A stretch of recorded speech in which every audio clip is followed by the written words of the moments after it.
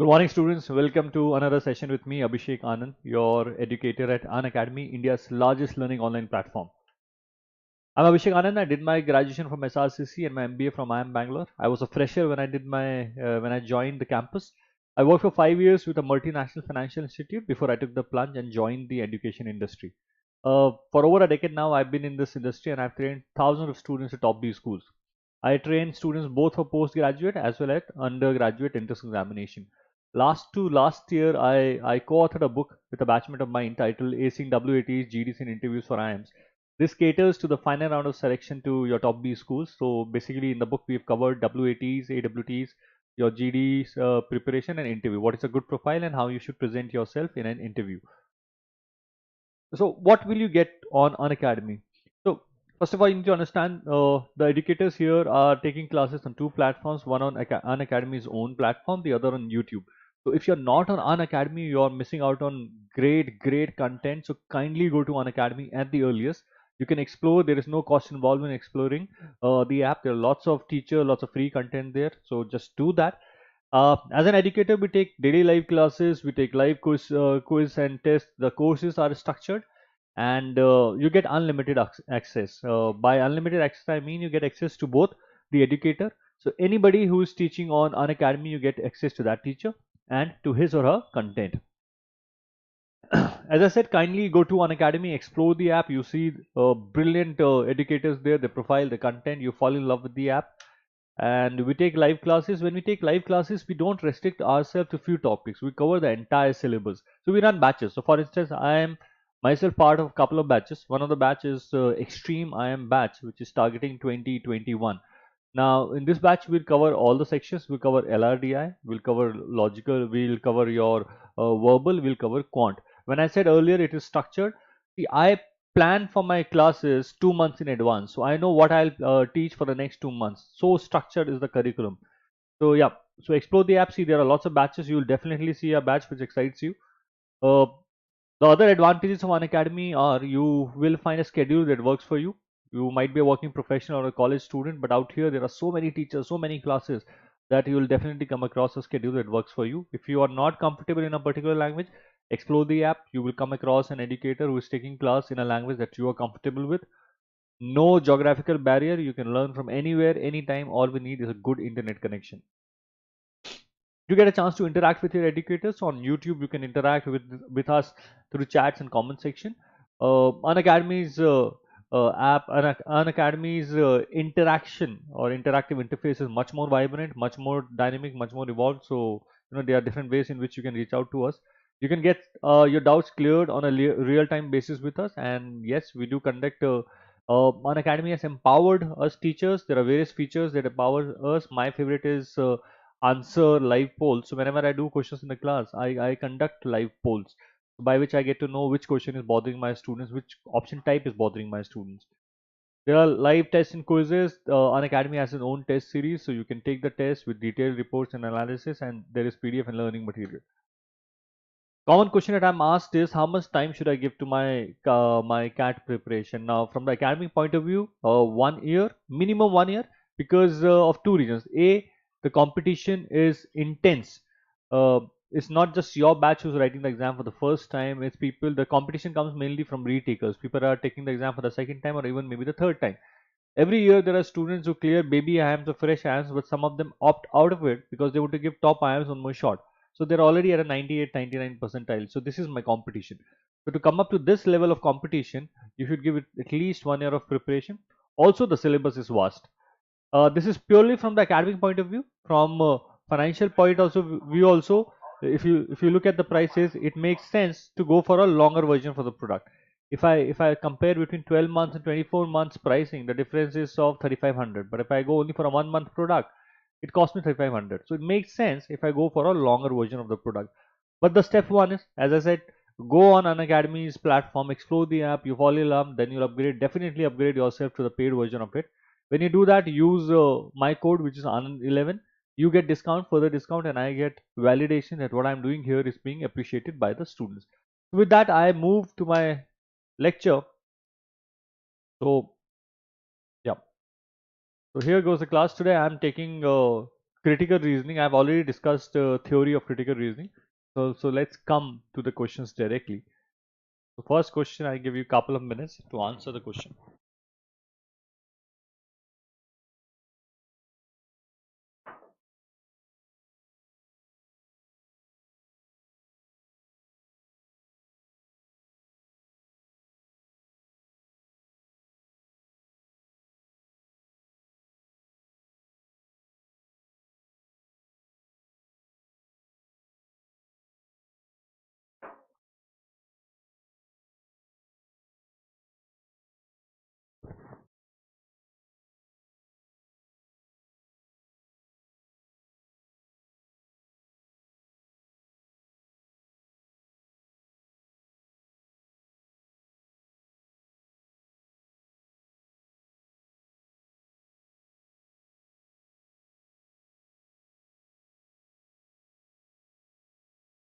What is the answer for this?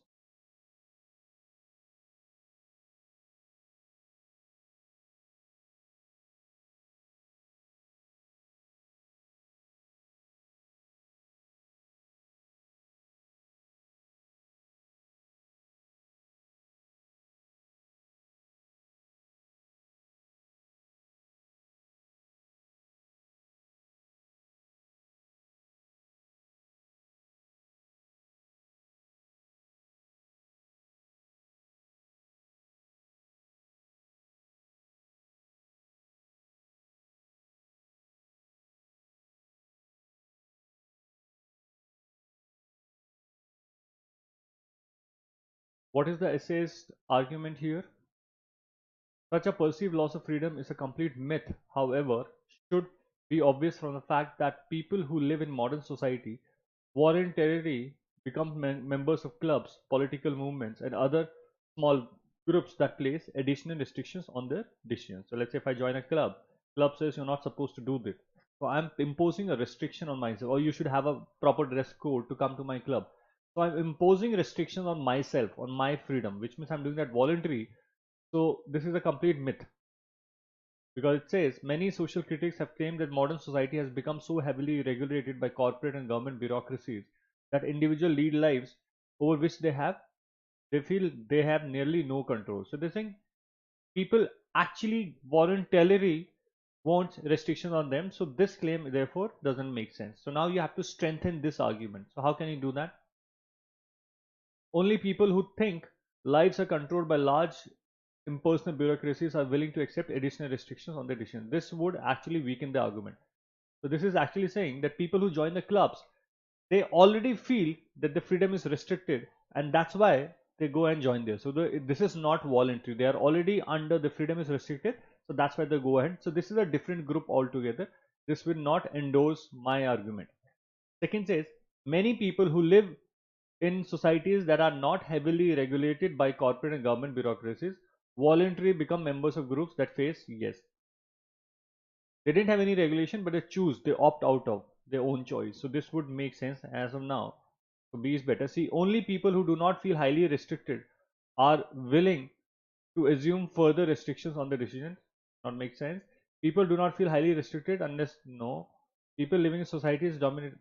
No. So this one is the correct answer. Next question.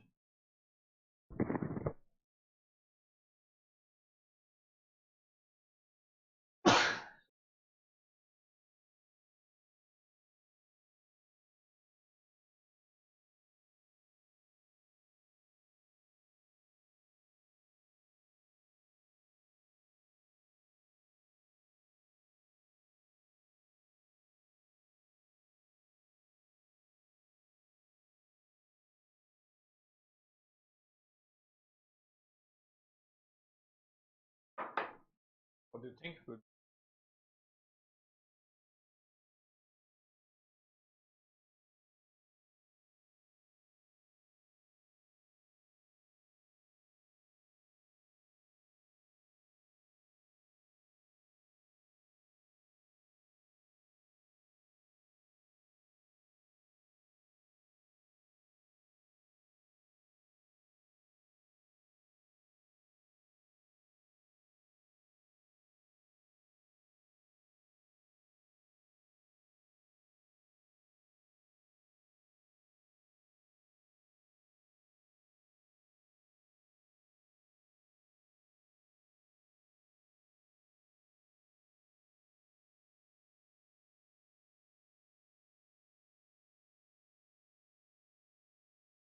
Which of the following, if true? First of all, you need to understand what is the argument, what is the final conclusion. Then you have to provide data.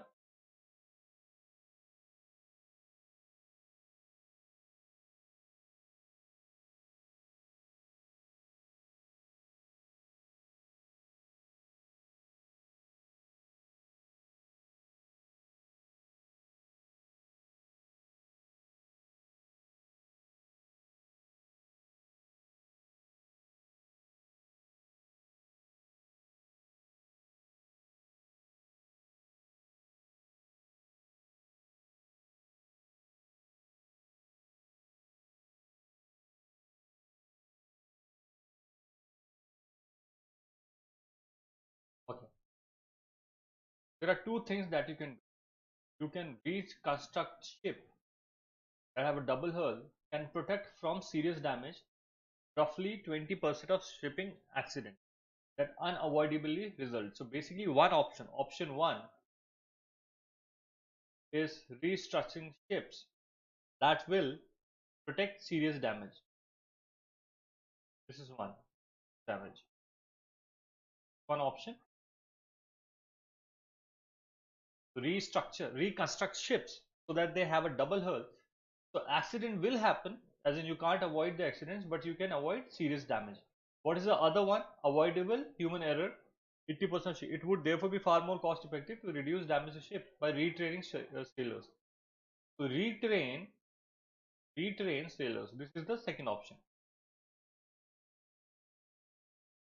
What will this do? This will avoid accident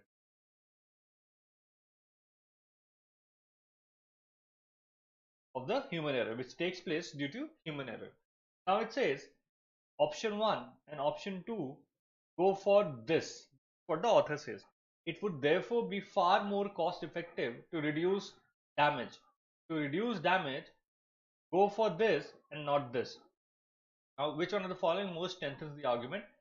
Damage from accidents can be reduced more cost effectively by reducing the likelihood of accidents than by mitigating their effects. So this one is actually strengthening this, that it will be most cost effective to reduce accidents versus mitigate their effects. Mitigating their effect was one, which is avoid serious damage. So this is saying avoid accidents, that is better than mitigating the effects after accident. This is definitely strengthening. I'll check others. One should always try to reduce the severity of the damage. This is going for option 1. Then minimize the number of accidents. This is actually, this one is weakening the argument, because this is saying you should try to avoid the reduce the severity of the damage, which reconstruct the ship, versus trying to minimize the number of accidents. This is weakening the argument. Reconstructing ships would provide protection. Again, this is talking about reconstructing ships. The least expensive course of action in the long run is the one that minimizes the total cost of damage from accidents. Again, this is strengthening reconstructing one, which is option 1. The most appropriate course of action is one that most significantly reduces the severity of damage. Again, all of the others are actually laying forward a case for option number 1. You have to reduce accidents, not the damage. Damage will automatically reduce if accidents are reduced. Only option A presents a case for the, all others are talking about reconstructing, or let's say avoiding, mitigating the damage once accident taking place. Okay, next question. Good.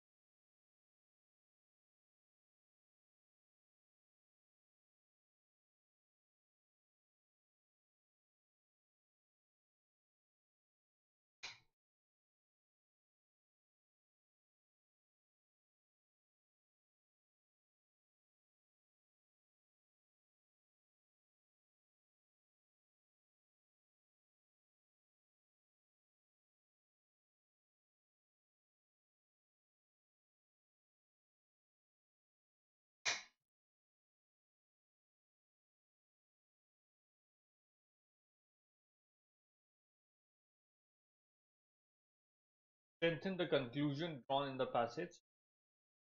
What is the passage?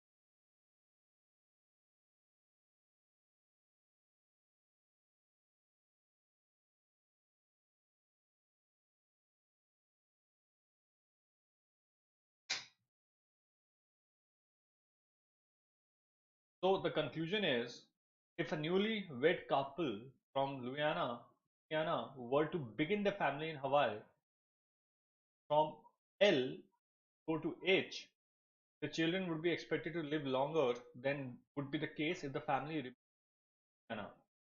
If you move from L to H, average life will go up. So you have to strengthen this. So which means you have to attribute or highlight the positives of living in H. Something would happen in H that would increase the average life. So that is what should come out, which is coming out from environment factors tending to favor longevity are abundant in Hawaii and less numerous in Louisiana.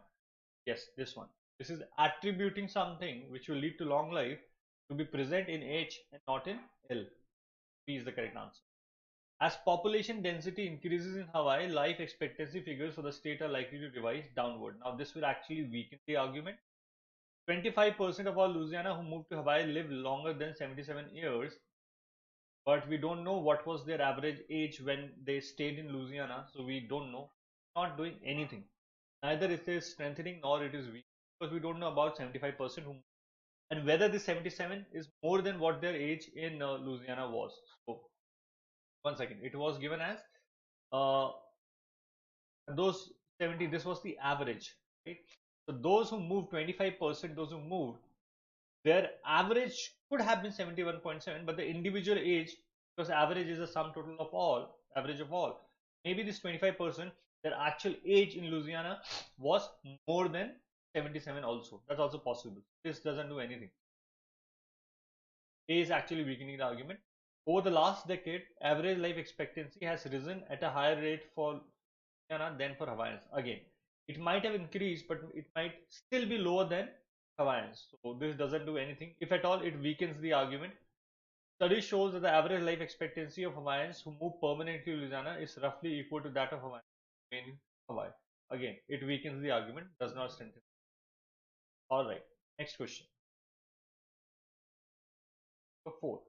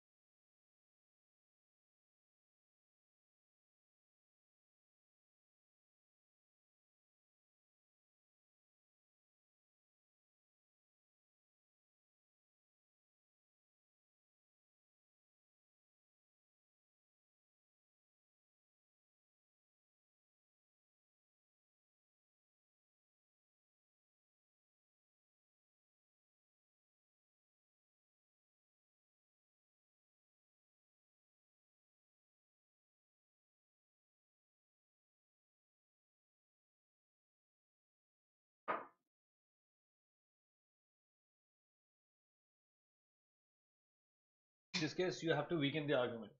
Whenever it's a weaken the argument, give yourself the task that what is my task. Whenever the question asks you which one of the following if you would most seriously weaken the argument, give yourself the task. What am I supposed to do? That should be a starting point.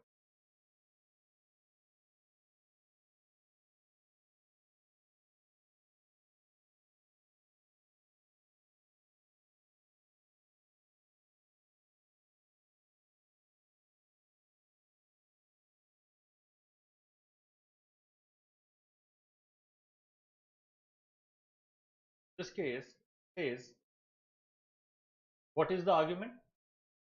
The argument is sales have increased, but we can expect a reversal of this trend in the very near future. The argument is sales will go down. If I have to weaken the argument, my task is sales will not go down. This is what I have to prove. What I have to prove. It could remain the same or it may increase. And it's also important thing, guys, is most seriously, right? So it's quite possible that there is more than one choice that is weakening the argument, but you have to mark something which most seriously weakens the argument. So let's say one choice says that sales would remain the same versus another choice says sales would increase dramatically. Which one is better? Sales would increase dramatically. That would be better, right? So now let's say I have to prove that sales will not go down. Okay. And what is the premise? The basic premise here is it is purchased by people from 13 to 16 age, and the number of people in this age group is expected to decline. So the group that buys the video game, their percentage is going down, and therefore my sales will go down. So that is what the premise is. That is the premise leading to the conclusion. Now we have to weaken it. So most people 17 years old or older have never purchased a video game.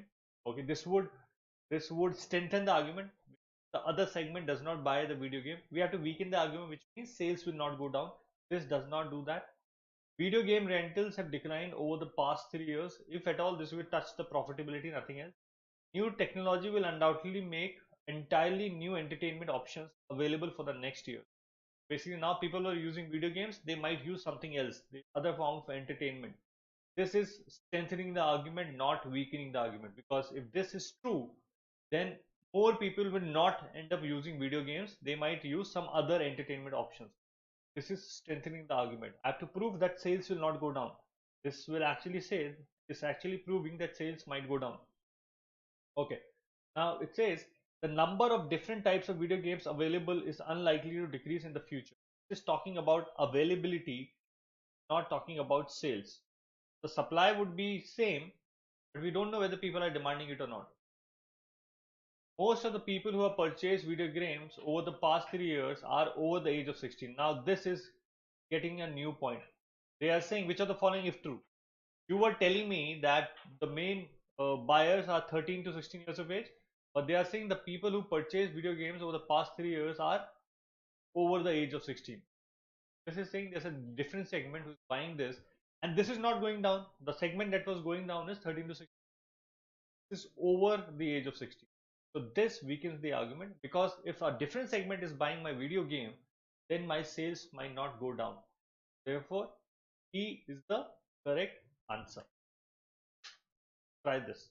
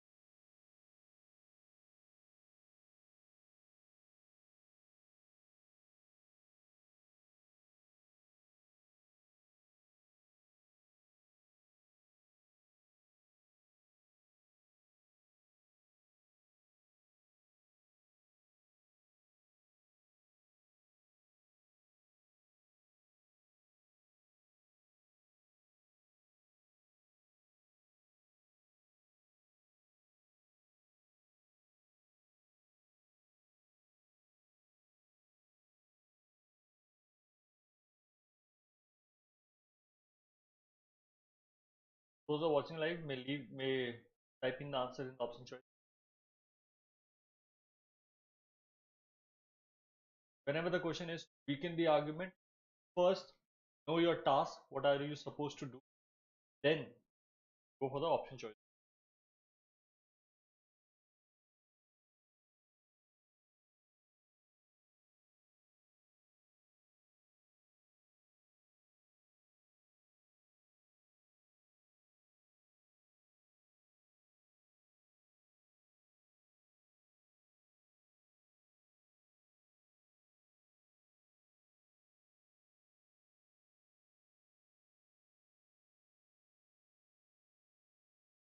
One more minute. I'll give you. Try to think yourself.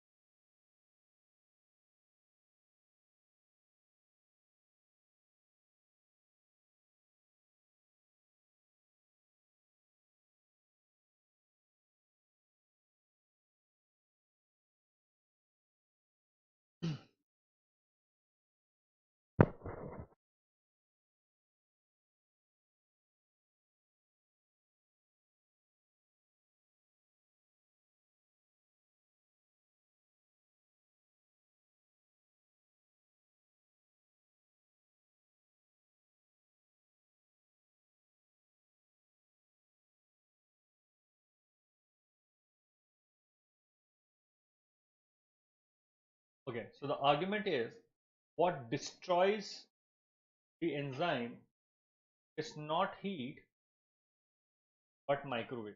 Generate heat. So if we have to weaken the argument, we have to prove that microwaves do not damage it, but heat damages. That would be the best. Else, we can say, okay, microwaves. There are two ways in which we can weaken the argument. One is microwaves do not damage it. There is something else. The best would be not microwaves, but the heat, because the author's argument is not the heat, but microwaves. If somehow we can prove that it's not microwaves, but the heat, that will be the best counter to this argument. Now imagine a scenario. If I say there are two teachers, teachers A and teachers B, teacher B, both have 2 hour classes. 2 hour, 2 hour classes. Both have 2 hour classes. Now, let's say it's a say. People say that because the class is for 2 hours, the students are demotivated, or students get fatigued because the class is long. It's 2 hour class. But then a research was done, and for teacher A, the students were not demotivated. Students were not demotivated, which means it's not the hours, but the teacher which leads to demotivation. So here teacher B is like a microwave, and 2 hours, the duration of the class, is the heat. The claim is it's not the heat or the duration of the class that is the demotivating student, but the teacher. We have to prove not the teacher, but the duration. Actually, the duration. So how do we do that? The correct answer here is this. What? The teacher here is actually, lengthening his lecture. So instead of 2 hour lecture, the teacher extends it to 2 hour 45 minutes. This teacher always extends his classes by 45 minutes. So if the students are getting demotivated here, the reason is the increase in time, which is 45 minutes. So the comparison was not same. You are comparing 2 hours to not 2 hours, you're comparing 2 hours to 2 hour 45 minutes. This 45 minutes, because of the extension of 45 minutes, that's why the students might be getting demotivated. Look at option number E. Option number E says that heating any liquid by microwave creates small zones within it that are much more hotter than the overall temperature that the liquid will ultimately reach. So you are comparing you are comparing 50 degrees with greater than 50 degrees in a microwave. That's the difference. That's the difference. That's the difference in a microwave oven, right? The difference here is the 50 degree here is not equal to 50 degree here. In a microwave, when you take it to 50 degrees, it's actually more than 50 degrees. So this comparison is not fair. Therefore, the answer is E. Okay, next question.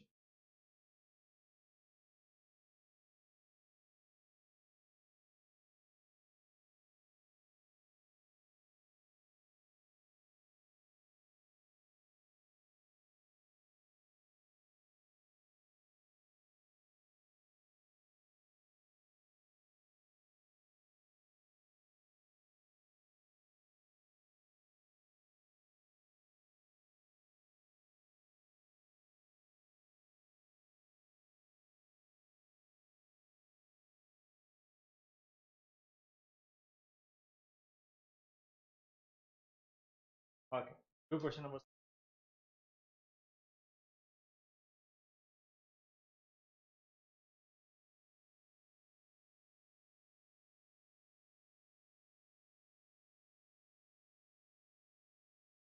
This is conclusion or the main idea. So now let's say, let me give you an example. If I say, uh, Ram is studying in center X.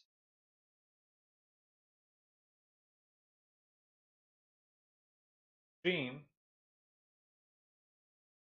is to get a top this, a top.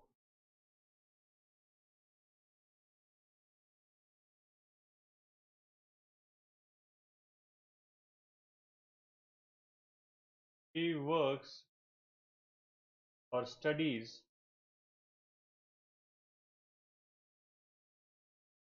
10 hours daily. He studies 10 hours daily, and that's it.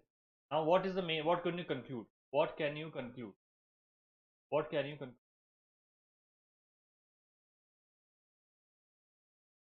A. He will get in a top B school. Can you conclude this? Can't. He is very intelligent.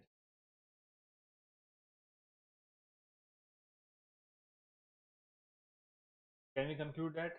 No, we can't conclude that. So basically, in conclusion questions, I think those are easier to tackle because the choices are making a claim.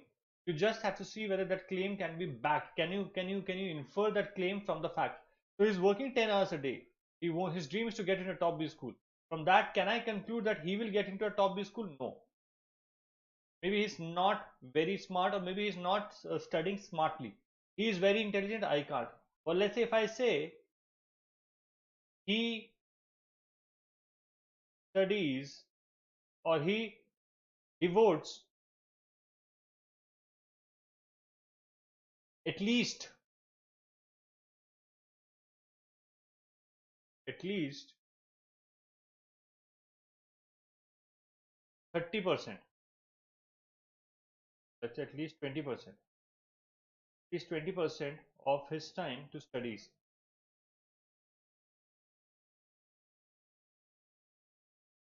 Correct? Yes, this is because he's giving 10 hours. And 20% would be 4.8 hours. So he's giving more than that. So yes, this is correct. So the conclusion one are easier to tackle because that basically you have to see a claim that is being made. Can you conclude this from this or not? We can conclude this. We can't conclude A and B. So in conclusion questions, you directly go to the option choices, which is this. Let's say this one. Basically, you're saying what can you conclude from this? This is what the question.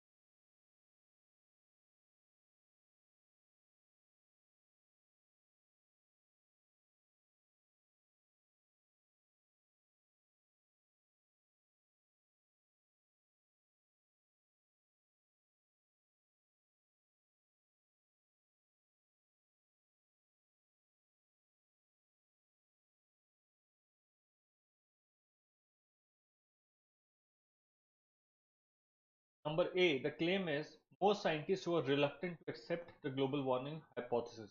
Let's see what has been said about scientists who are reluctant to accept the global warming hypothesis. Modern science is built on a process of posing hypotheses and testing them against observation. In essence, attempt to show that the hypotheses are incorrect. Nothing brings more recognition than overthrowing conventional wisdom. So basically, in this field, nothing brings you more recognition if you can overthrow some conventional wisdom. So if, let's say, something is being said that this is what happens, you can prove that this is not correct, you will be recognized in this community. It is accordingly unsurprising that some scientists are skeptical of the widely accepted predictions of global warming. So it is not unsurprising. So now global warming is conventional wisdom. So it is not unsurprising that some scientists are skeptical, because if you go against what is a common wisdom, and if you can prove that, that will bring you wisdom. So it is not unsurprising that people are against the prediction of global warming, because if they can prove the counter, then they'll get fame, they'll get recognition.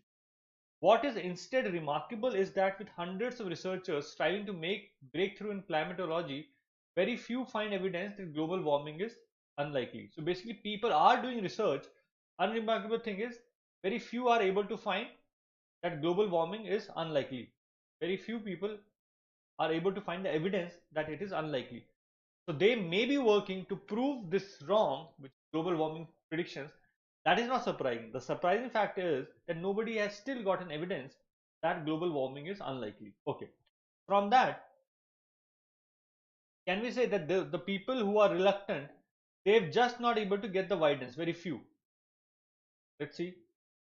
Are not acting in accordance with the accepted standard? No. They are acting in accordance.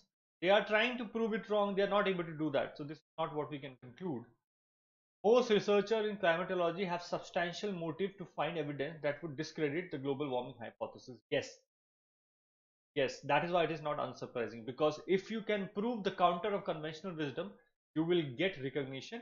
So this is, you have substantial motive to do this. But I'll check the others also. There is evidence that conclusively shows that global warming hypothesis, no. It is prediction, you don't have conclusive evidence. Just like you don't have evidence against it, from the passage you can't say that there is conclusive evidence that you have evidence for it. So that is also gone. Scientists who are skeptical of global warming have not offered any, have not, this is now in general.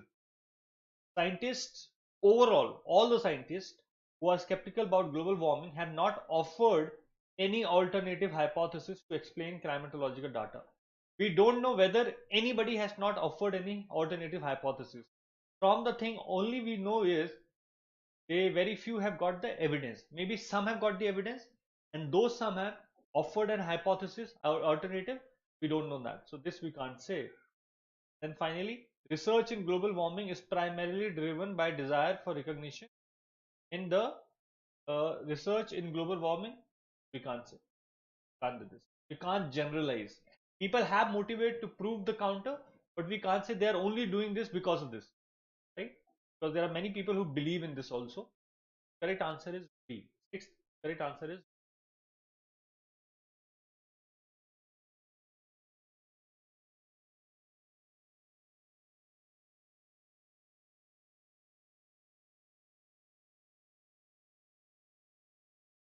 what is the for?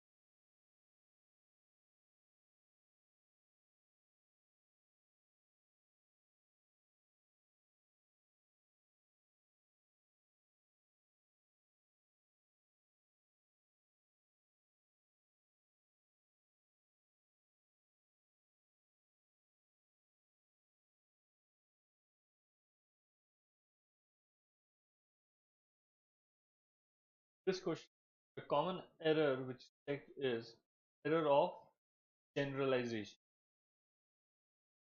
Error of generalization. Basically, if I say, I'll give you an example. If I say Gurgaon or Gurugram men are lazy, let's say this is fact, are lazy, right? From this, from this, can we conclude that Indian men are lazy? We can't, right? From one small segment, you can't generalize about the whole. So this is an error most of us make, right? So from this, you can't generalize. If I say all Indian men are lazy, from then can I say Gurgaon men are lazy? No, because I'm assuming Gurgaon men are, all of them are Indian. So if I say anybody, all men who stay in Gurgaon are Indians, then I can say that Gurgaon men are lazy. So Indian men are lazy. All men in Gurgaon that are Indian are lazy. That I can say, right? So in this case, look at this question. Every business strives to increase its productivity. Okay. For this, increases profits for the owners and the likelihood that the business will survive. Okay. So first of all, every business. So this is all, just like every Indian. So every business strives to increase its productivity. So if C is a business, it would definitely try to increase its productivity. For this increases profits for the owner and the likelihood that the business will survive. So if you increase profits, the likelihood that the business will survive increases, right? But is increasing profit the only way to do that? From this line, I can't say that increasing profit is the only way to increase the likelihood that the business will survive. But not all efforts to increase productivity are beneficial to the business as a whole. Often attempts to increase productivity decreases the number of employees, which clearly harms the dismissed employees as well as the sense of security of the retained employees. So now, often is a keyword. So not all attempts targeting productivity will be beneficial to the organization, and often does not mean always. Okay, from this we have to answer. If an action taken to secure the survival of a business fails to enhance the welfare of the business employees, that action cannot be good for the business as a whole. This one is out because this is generalizing about any action. We were told about some action targeting productivity, but you are concluding about all actions, any action. So we can't conclude that. You can only conclude about some actions targeting productivity. You can't target any action. Okay, B. Some measures taken by business to increase productivity fail to be beneficial. Yes. It says often, some means more than zero, at least one, right? So some, often it fails, so that means at least once time it would fail, which leads us to conclude some. Some measures taken by business to increase productivity. Again, the boundary is as per the data, actions which is to target productivity. This was action which could be targeting something else also, that I cannot conclude. This one is better than A. I'll keep it here for a while. Only if the employees of a business are also its owners, outside the scope, out. There is no business that does not make efforts to increase its productivity. There is no business that does not make efforts to increase its productivity. Every business strives to increase its productivity. For the, yeah, this one also comes close. Let's see, between B and D. Decreasing the number of employees in a business undermines the goals, right? So every business strives to increase its productivity. There is no business that does not make efforts to increase its productivity. Versus B, this can also go, but this one is the main point also. Because if you do this, this might happen. The main conclusion was not just we want to increase productivity, we want to increase productivity, but it might lead to a negative effect sometimes. So this covers the crux of the passage. This is not incorrect. D is not incorrect. All others were incorrect. D is not incorrect, right? Because D is not the main point. Otherwise, D is not incorrect. Let's come to question number 8.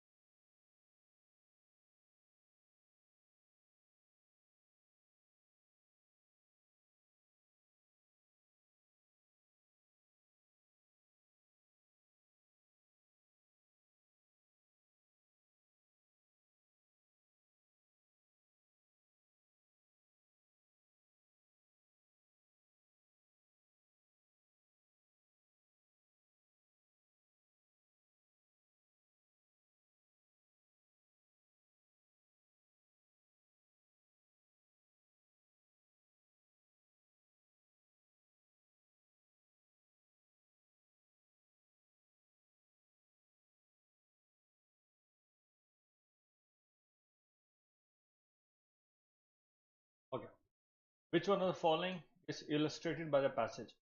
Now, Jaya, again, don't make the error of generalization. Jaya is one person.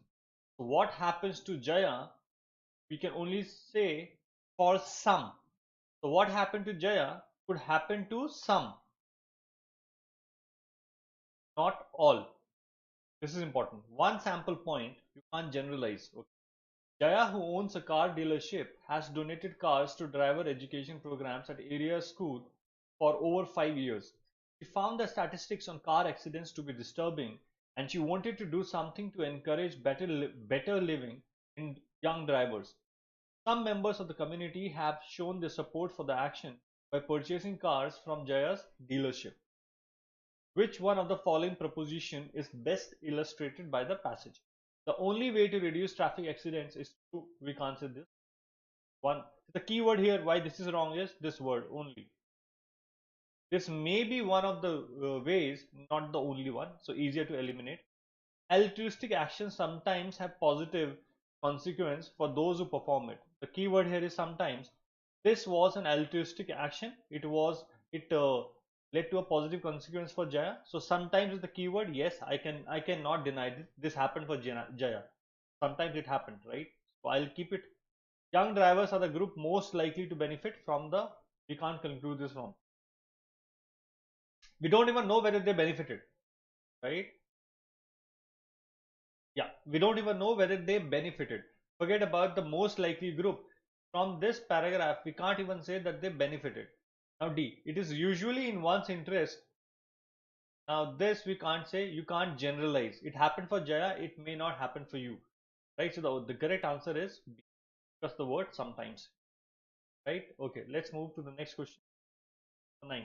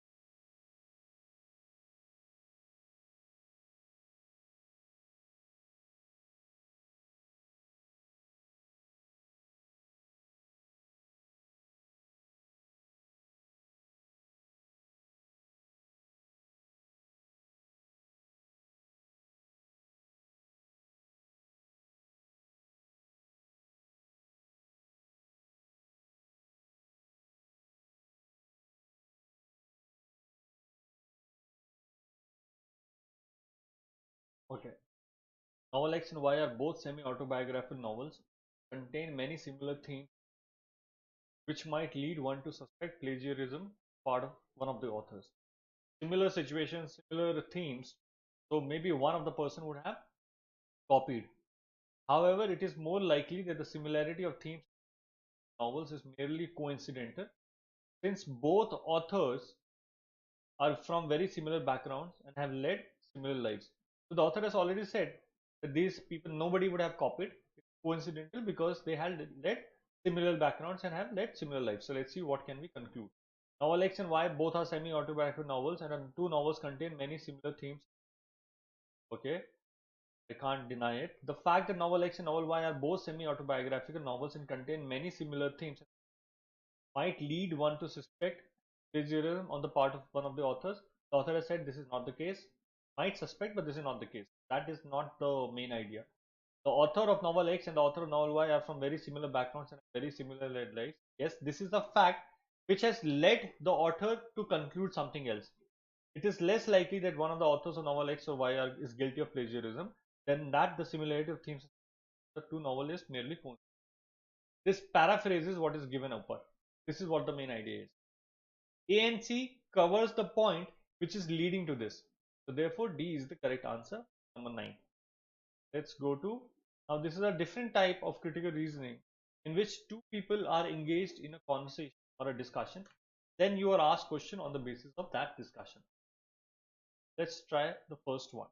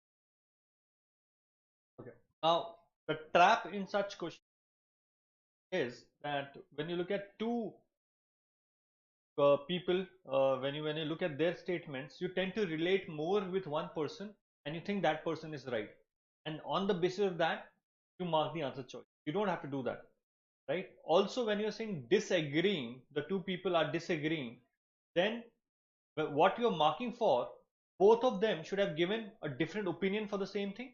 So for example, let's say this is me and this is you. I say CR is important for the exam, and you say RC is important for the exam. This is exactly what we say, our statement. So now, are are we disagreeing whether CR is important or not? Can we say that we are disagreeing whether CR is important or not? I said CR is important. What is your take on CR? What are you saying on CR? No take, no data. So I can't say whether you disagree with me. You are saying RC is important. What is my take on RC? Question mark. Did I say what is whether RC is important or not? No, you can't say. Again, this is cannot be said. So we can't say whether we are disagreeing on CR or RC. So for two people to disagree on a thing, both the people should have opinion and a different opinion on the same thing. So you have to read it objectively, right? If I look at this one, the dialogue provides more support for the claim that Champa and Anil disagree over whether the object described by Quinn as a conceptual portrait of Sir John Sulstan is actually a portrait of this or not. See, look at this, Champa. The artistic mark Quinn has displayed behind a glass plate biologically replicated fragments of Sir John DNA, calling it a conceptual portrait of Sir Stan. But to be a portrait, something must bear a recognizable semblance to its subject. She, Champa, does not believe that this thing behind the glass plate is a portrait. So her opinion is this is not a portrait. Is she saying whether it is art or Quinn's work or not? Right? What she's saying is this is not a portrait. Anil says I disagree. Quinn's conceptual portrait is maximally realistic portrait. It is a portrait, or it holds actual. So on this they have expressed their opinion. Champa has said it is not a portrait. Some reason. Agree is saying it's a portrait. Some reason. Is Anil saying that it it is bearing a recognizable resemblance to a subject? No. He's giving a different reason why this is a portrait. That does not mean that Anil is disagreeing with the reason cited here.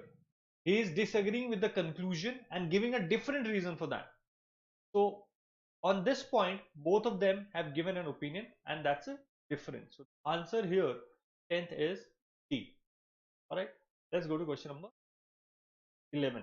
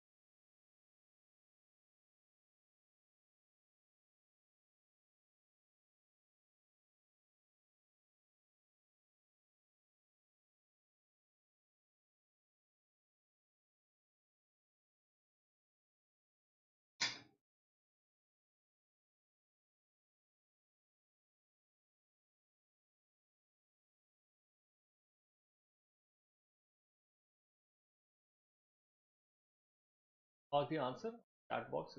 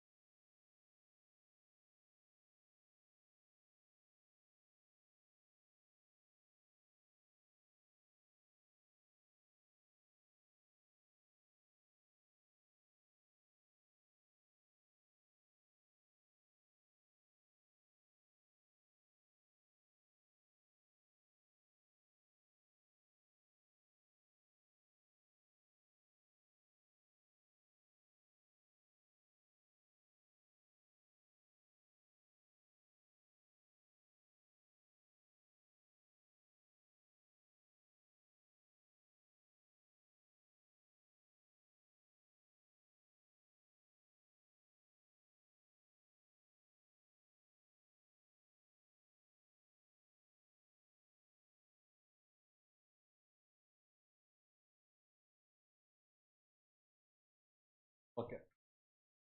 Amar and Madhuri disagree over. one can live a life of moderation, but never deviate by never deviating from the middle course, right? So it's a moderation means not deviating from the middle course, but then one loses the joys of spontaneity and misses the opportunities that come to those who are occasionally willing to take great chances or to go too far. Because you are in the middle course, you're not taking chances and not going too far because you're on the middle course. Now, Madhuri says, but one who, in the interest of moderation, never risks going too far is actually failing to live a life of moderation. One must be moderate even in one's moderation, right? So let's say if you are saying you are living a life of moderation, which is not, let's say, indulge in overeating or eating junk food, and this is a life of moderation, but you became so strict in living a life of moderation that you never ate junk food at all. So now this is not a middle course. This in itself is the extreme side of moderation. So then what is moderation? This is what Madhuri's point of view is, right? So now they disagree over whether it is desirable for people occasionally to take great chances in life. Madhuri does not have any opinion on this, so we can't say she's disagreeing. This goes. What a life of moderation requires of a person. This is possible because Amar says you don't deviate from the middle course. This is moderation is. So that's why you miss spontaneity and you don't take chance. But Madhuri says, but what is moderation? If you're living too much of moderation, that is not moderation. So yes, this could be the correct answer. Let's check other options. Whether it is possible for a person to embrace other virtues along with moderation. This Amar says, Madhuri does not question this. How often a person ought to deviate? How often? How many times? Again, Madhuri does not say. So this is correct answer. Right? Question number 12th.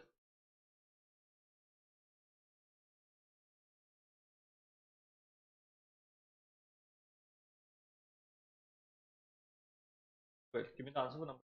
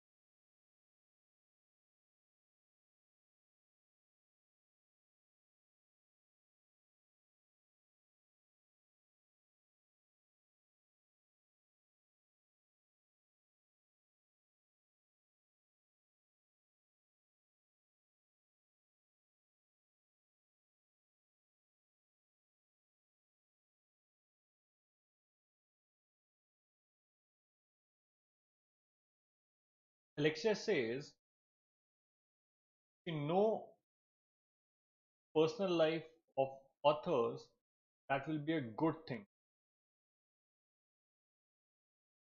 because you'll be able to appreciate their works. What is Malik's thing? I disagree. I disagree. Why? Because uh, if we nothing of the personal life, we can resist the temptation to reduce consideration of works to biography and encyclopedia, and instead engage each work on its artistic. So he says we should personal life is not good because we can resist the temptation, and therefore better understanding whatever it is. So now this becomes the correct answer. Understanding a novelist's work is of little or no value in understanding that novelist's life. Nobody touched upon this. Neither Alexia nor Malik said that if you understand novelist's work, that will help you to understand novelist's life. So this is out. Understanding the personal wellspring of the work of a certain novelist is impossible. Whether you can understand that uh, without knowledge of their lives, this has not been said at all. You will be able to appreciate it more, is what Alexa said. Malik said it would interfere, but they did not say it is impossible. A psychoanalytic approach provides an inadequate method of understanding a novelist's life. Again, it was not talked about novelist's life. This might be an inadequate method of understanding the novelist's work, and that too only Malik said. Alexa did not have any opinion on this. A novelist's work is not influenced by the detail of his or her personal life. Nobody mentioned this, whether it has influenced work or not. So this is the correct answer, right?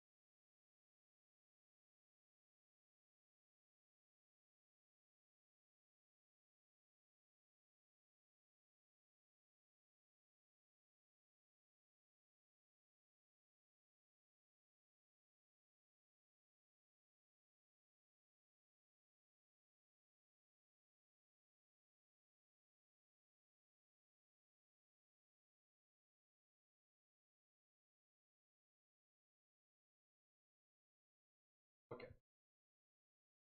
Computers will become more adept at communicating emotional knowledge. This Ashok has given this thing. Computers will not be able to do this. Naresh has not given any opinion on this. We can't say they are disagreeing. In the near future, humans and machines will be able to converse with one another. Uh, that is not the context. Nobody has mentioned. There will ever be a computer capable of conversing as yes. Naresh saying we will be able to construct machines capable of conversing as do. Ashok says, but being able to converse as humans do. He does not agree with this. This is the point on which both are agreeing. All right. Now let's say we've had enough of critical reasoning. Let's take a quick change. Let's try to get a logical reasoning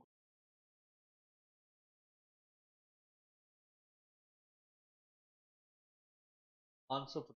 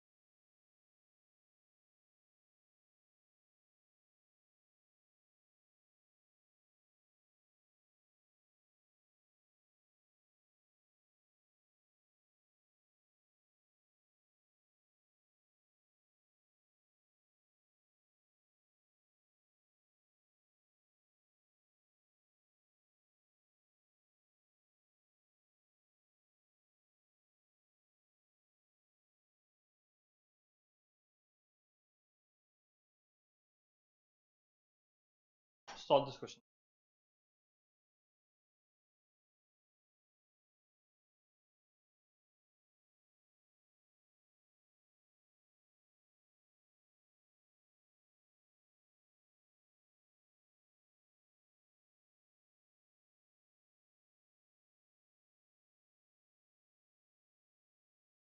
Whether at times the window covers the text. So I try to solve the question.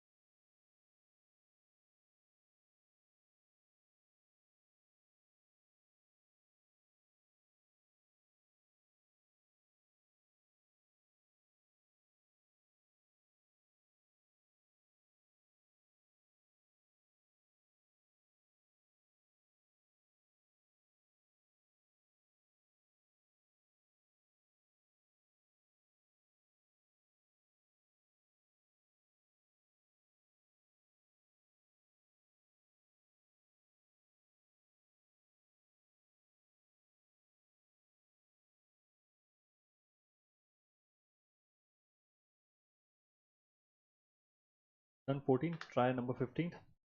What will be the answer for number 15th?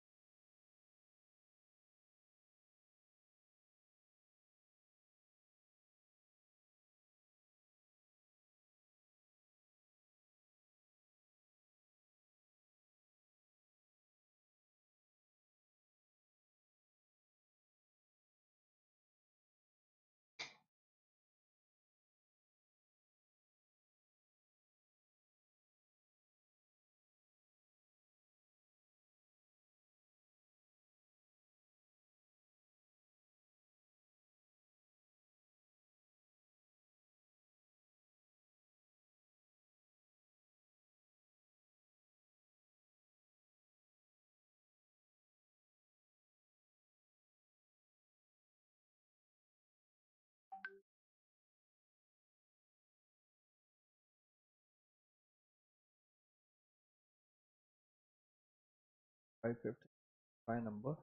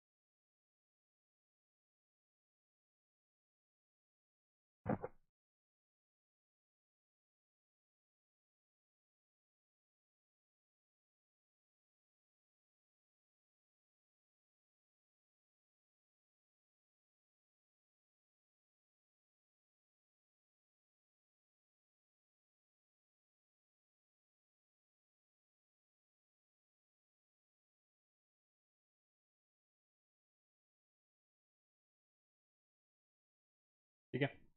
Let's solve the question, guys. Now, see, now there are three people: A, A, B, C. Right? Now, their return of the day is expressed as a percentage. So, it would be your selling at the price at which you sell, investment upon investment. Right? This will give you your return percentage. I sold it at a certain price minus the price at which I got my shares divided by the investment. Now, for A, it is simple. It is in the beginning price, so which is at 10, and then the price at sold at 3. So price bought at this price, sold at this price. So if this price is more, he will make a return. He'll make a good return. If the this price is less than 10, the person will make a loss. Now, about between B and C, B's strategy is B buys equal number of shares, 10, 11, 12, 1 and 2, and selling. So equal shares,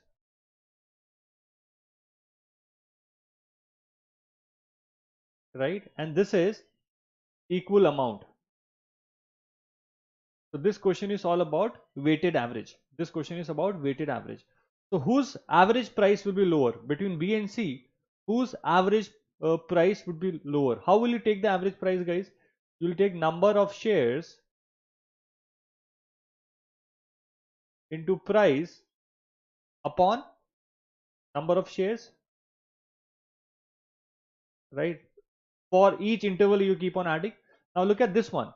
This guy is buying same number of shares, so the weight remains the same, right? So if price is low or price is more, the person buys the same number of shares, so this weight would remain the same. So basically the average price will depend on this. If the price keeps on increasing, the average price will increase. If it decreases, it decreases, right? On the other hand, for C, if I look at, he buys equal amount. So when the price of the share increases, the number of the share decreases, so the weight there decreases. And when the price of the share decreases, the number of share increases. So in number of shares, when the price goes up, my number of shares goes down, as in the weight will go down, and the price, when it price goes down, my number of shares goes up. So right, so let me just compare. Let's say this guy buys 100 shares and this guy invests 1000 only, right? And at point 1 the price is 100 and point 2 the price is 200. So what will happen for P1, for A, what will happen? A is buying 100 shares plus 100 shares, right? A has bought 100 shares and 100 shares. Total 200 shares. So the price would be, average price would be 100 shares into 100 plus 100 into 200 upon 200, because 200 shares, right? So which is simply what? The average would be the simple average of 100 and 200, which is 150. 150 would be his average price for A, right? What about so sorry, B? What about C? C, total investment is 2000, because he invested 1000. And how many shares did he buy?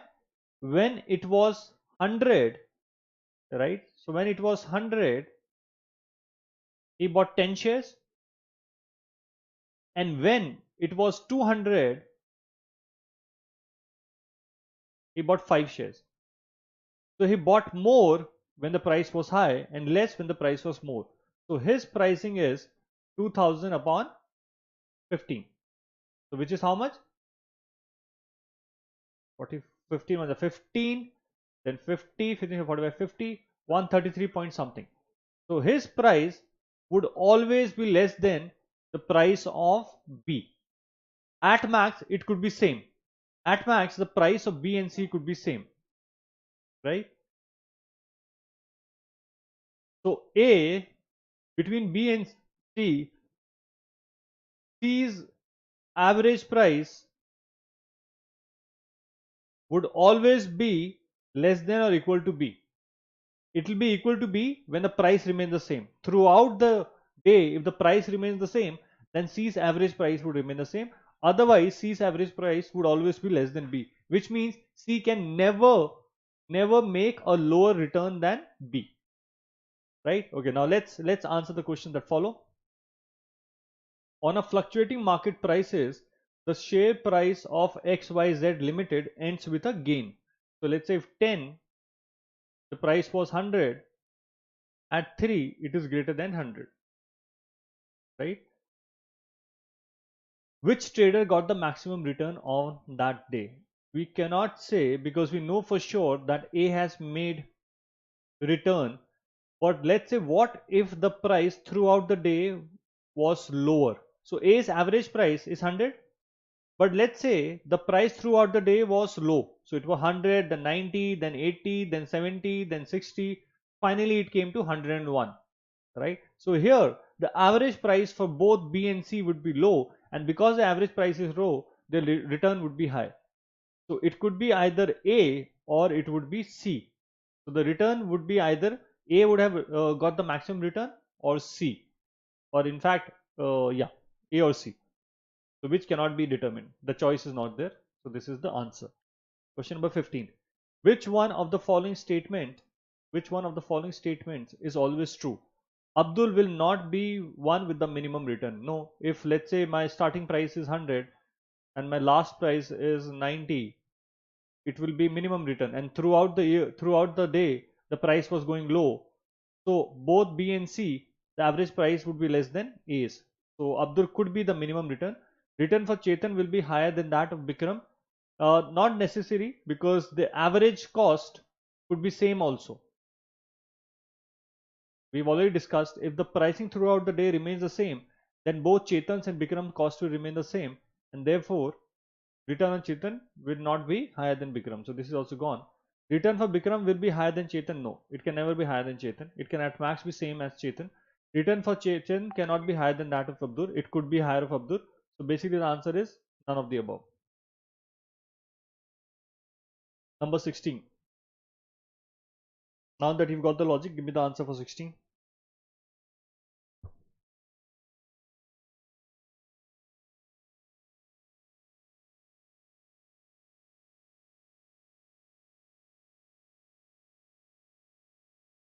On a boom day, the share price of XYZ Limited keeps rising throughout the day and peaks at the close of the day.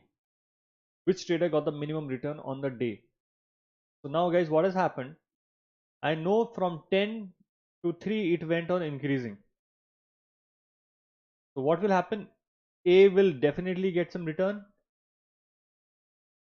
right? B, between B and C, C's average cost would be lower. B's average cost would be maximum,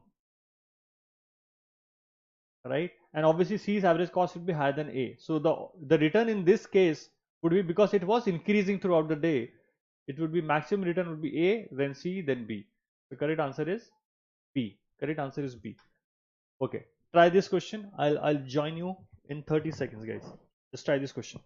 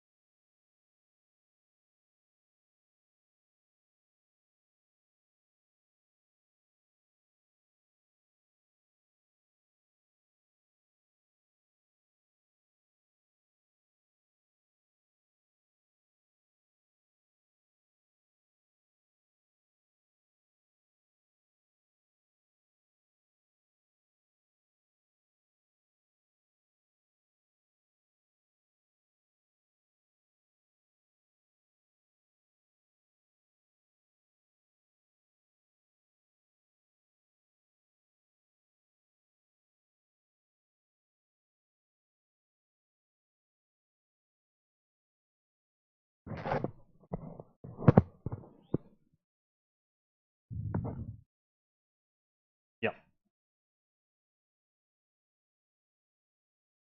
Okay. So now let's say 10, 11, 12, 1, 2, 3. Let's say the pricing here was A, B, C, D, E, and F. Yeah. Now it says Abdul lost money in transactions. So if Abdul lost money in transaction, which means his buying price was this, his selling price was this. So A is greater than F. So we got this. Okay. Both Dane and Emery made profits. Okay, let's come to this later on. This is one. Then there was an increase in share price during the closing hour compared to the price at 2 p.m. So F is greater than E, right? F is greater than E, and the share price at 12 was lower than the opening price. So A is greater than C also. This is also given to us. A is greater than C, right? This is also given to us. Yes, this is also given to us. Okay. Now we have used this. We have used this. We have used this. Now you have to use this. Try to use this. Both Dane, how will you use this? What is the policy of Dane?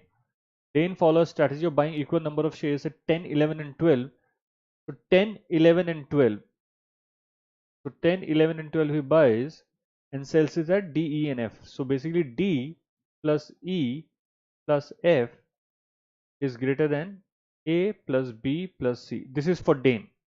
This is for Dane. What about Emily? What about Emily?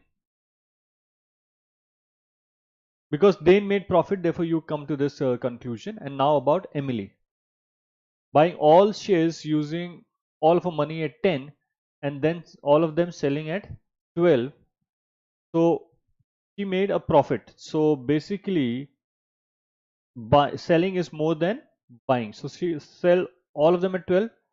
So C plus something is greater than A plus something because she sold it twice and she bought it twice. The share at 1 and selling them at 3. So 3 is C plus F is greater than A plus 1 is D. So this is what you get. Now what can you conclude from this, guys? What can you conclude from this?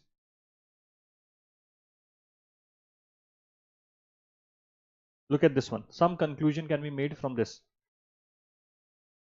Focus on this. This statement here. Can you make any deductions from here?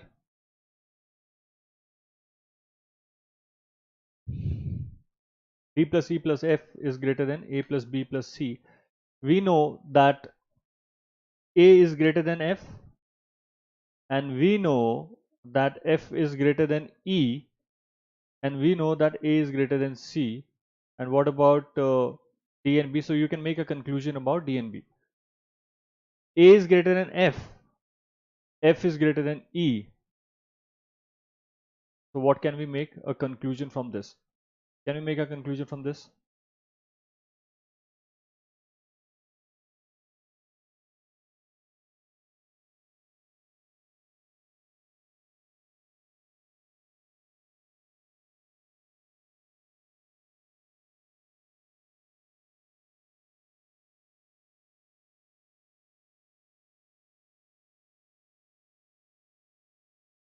We can definitely make a conclusion from this. Look at this.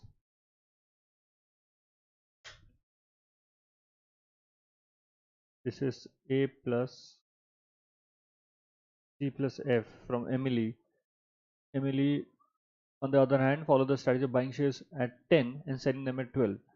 Buying at 10 is uh, buying at 10 is A, selling at 12 is C, and then buying the share for all money at 1, A plus D, and then selling at F. Okay, yeah.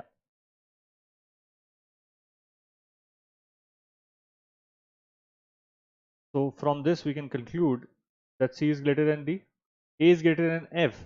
Despite that, C plus F lost to A plus D, right? So what we can conclude from this is C is greater than D. So finally, from if I combine this, I get a conclusion. The order would be like this: A could be greater than F, would be greater than E, would be greater than B, right? And here C is greater than D, right? And A was greater than C, and A was greater than C, and C is greater than D. So A is the highest, basically. A is the highest. So share price, what is highest at 10 a.m. From here we know that C was greater than D. Yeah. Okay. So now let's come back to verbal and let's solve some decision making questions. Here goes your first set. These questions come in ZAT. So now try this.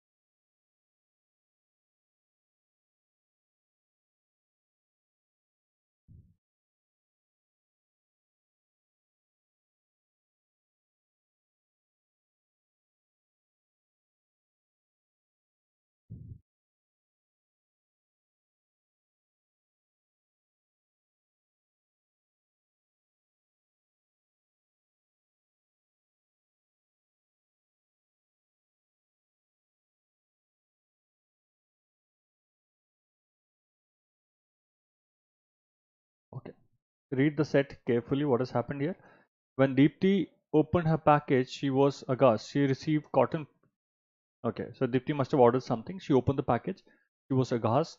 She received cotton pillow instead of satin pillow covers she had ordered. Deepti ordered them from a father from a popular e-commerce website that hosted products of many sellers. Confused, Deepti contacted the seller's office using the details given on the package. The seller's representative profusely regretted and promised to send the satin pillow covers at no extra cost. So, is she getting in touch with the e-commerce site? No, not the e-commerce site, but the seller. Okay. He added that Deepti need not return the cotton covers he received. Deepti happily accepted a deal. Because they made the mistake, they said, okay, you keep the cotton pillow with you. We are sending you the satin pillow. A few days later, Deepti received another package from the seller. Unfortunately, this package also contained cotton pillow covers.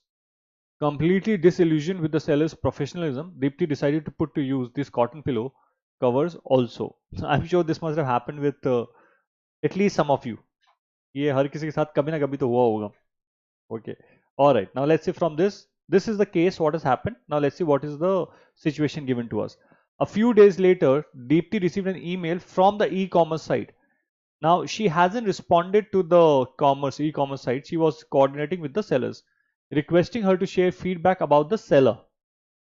Deeply, deeply, deeply, deeply frustrated with the overall online purchasing experience, she deliberately ignored it.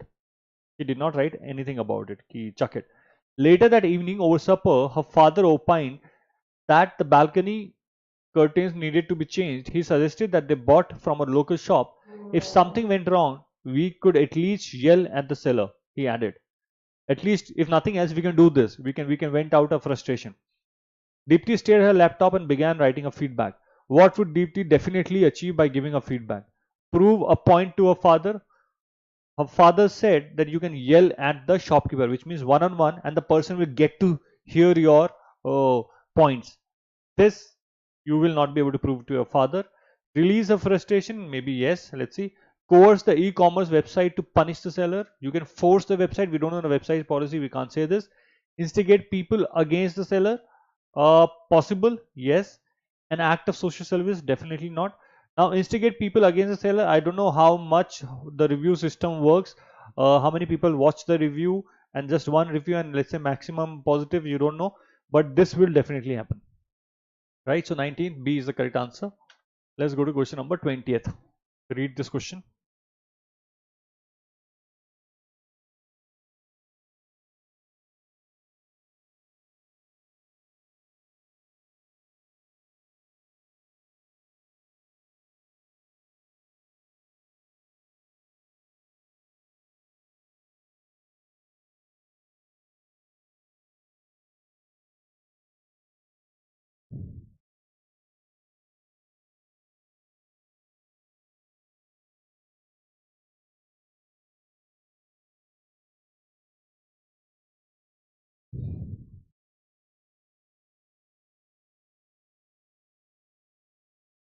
What she should do.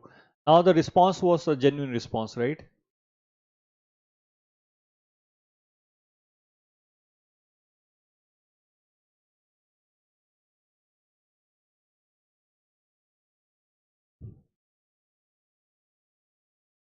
Retaining the feedback and giving 3 star doesn't make sense. It won't. Your words will not justify 3 stars. She should stick to her feedback and the stars awarded. Since she reported only what she has taken place. Yes, this is correct. She should retract the feedback and award 5 star. No, because you were giving feedback for a particular service.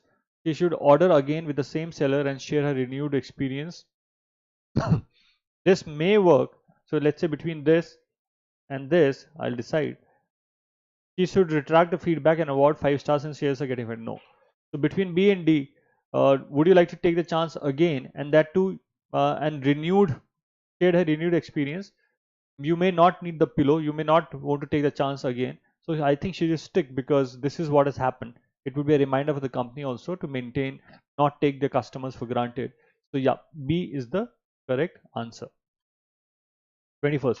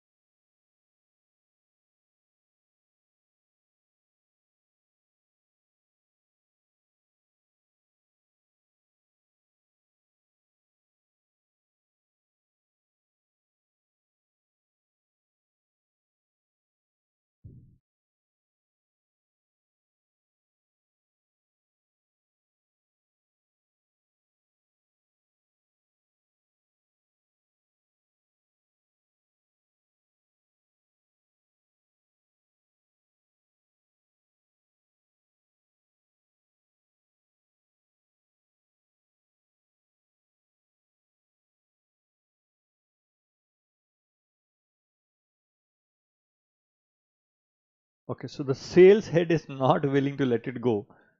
So sales head is saying, okay, you gave us a bad feedback. You did not change our feedback even when we fired the employee. So now if you are using the cotton pillow, at least, comment on that feedback, give feedback on that product.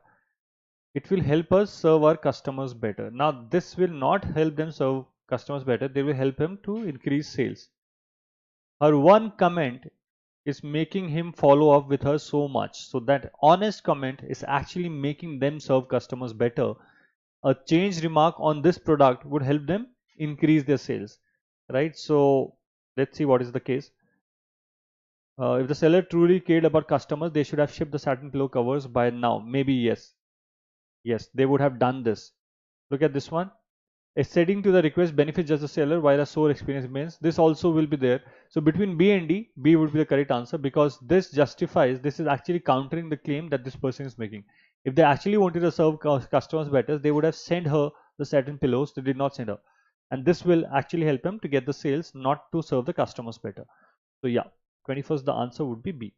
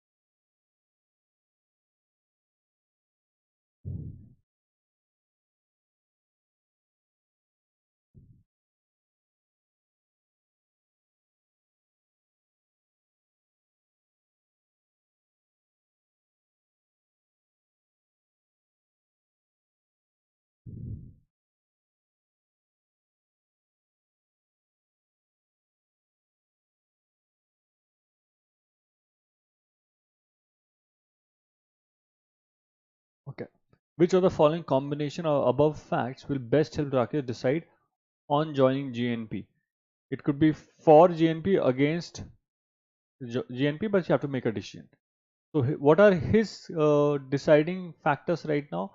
So he's taken a monotonous job. Despite it being a monotonous job, uh, the proximity to Dhanbad is important to him because he's staying closer to his parents. Making inroads to, okay, 3 times the salary. Although HR policies concerning the job satisfaction was here, although HR policy concerning jobs attracted him, over time he found his work monotonous with no growth opportunities. So job security is there, but growth opportunity is not there. Also, it is closer to his place, proximity to Dhanbad, so he can go to and visit his parents. Now here he was getting 3 times the salary. Okay. So what would be the acts? A recent government policy made poor performance punishable by salary reduction or dismissal. Okay, so this would be, I don't think it, is he a performer, star performer? Because taking roads. Okay, so we don't know his performance there. So if he's not performing, this might impact him and might force him to go and join the other company. Possible, okay. The first assignment GNP is a bridge construction project in a village near Dhanbad. This would definitely impact his decision because he would not go away from his family. In fact, he'll stay in Dhanbad.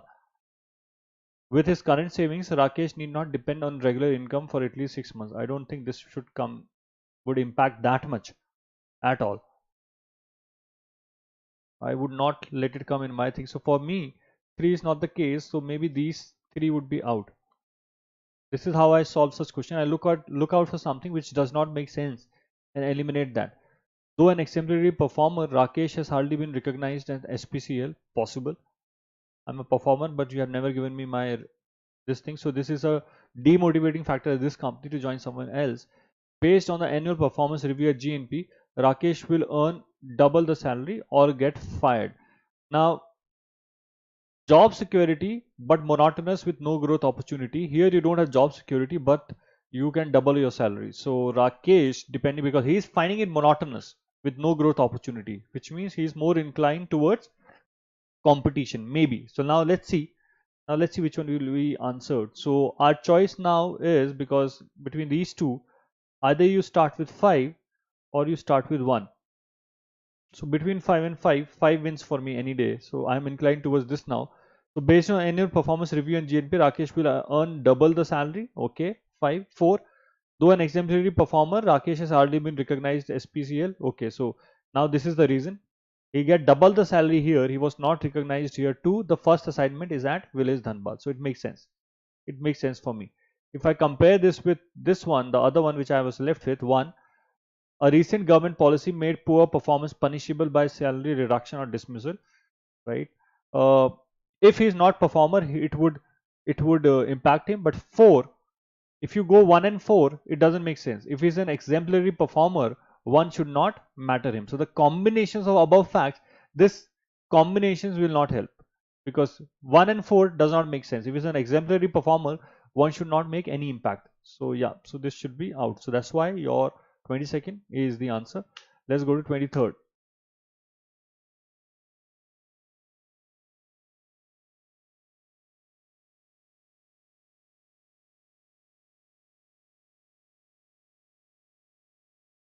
Which of the following, if true, will best enable Rakesh to decide on the offer?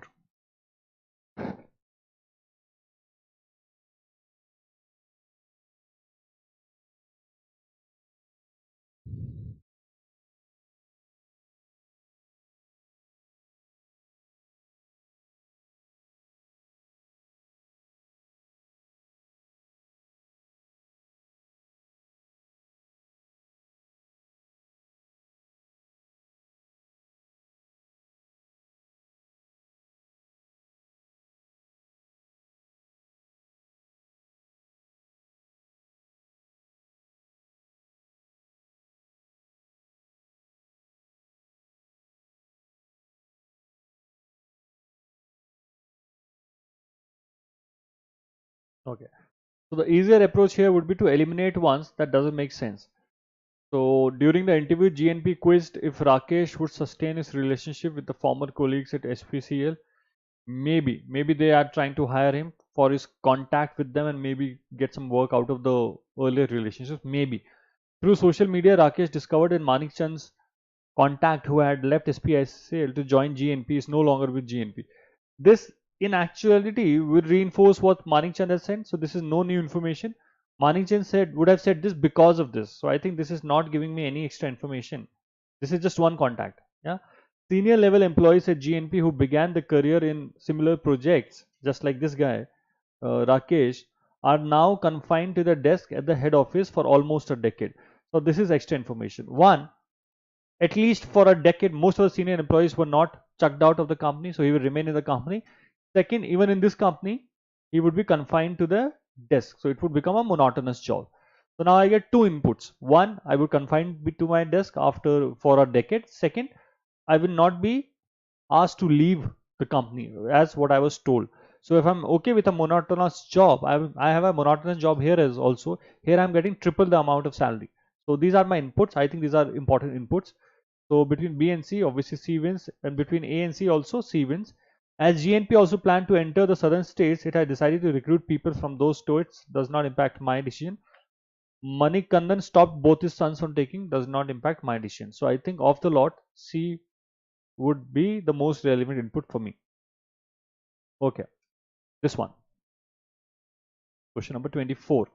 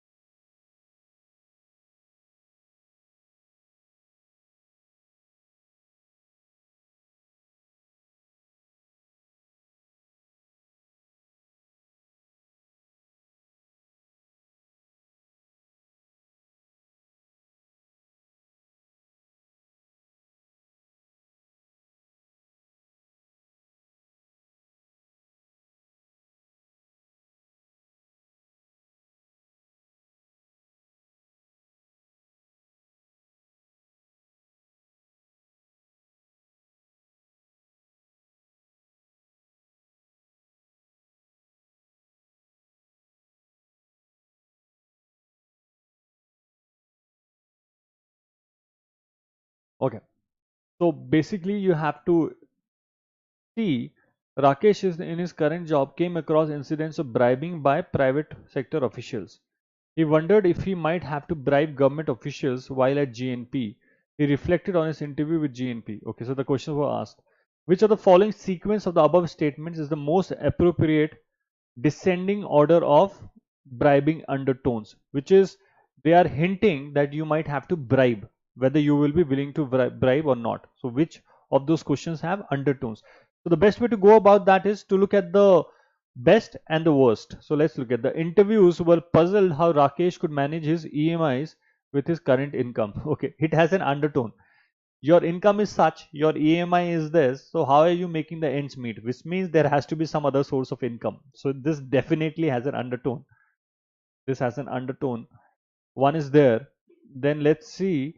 One interview was constantly probing Rakesh managed to meet his project deadlines with little cooperation from his subordinates. Hmm, you don't have coordination from a subordinate, still you are able to meet your deadlines, so maybe you had some issue. So yes, but one is better than has a better undertone than two. What would you do if your project has a fortnight's deadline and it takes a month to obtain a permit? Ask the other interview. This is definitely there. You have to submit it in fortnight, you need to obtain a permit in 1 month. So if you have to submit in fortnight, you have to bypass something. So for me, three definitely has that undertone because you'll have to bribe. One is you are taking the bribe, right? Three is you are giving the bribe. So taking the bribe is different from giving the bribe. So three and one, I'll go with three, and both are taking what have bribing undertones. So for me, three is the best. So now I'm left with three, and here. So now after three, I think one will make sense. So I will go with E. So E would be the correct answer. Now this set.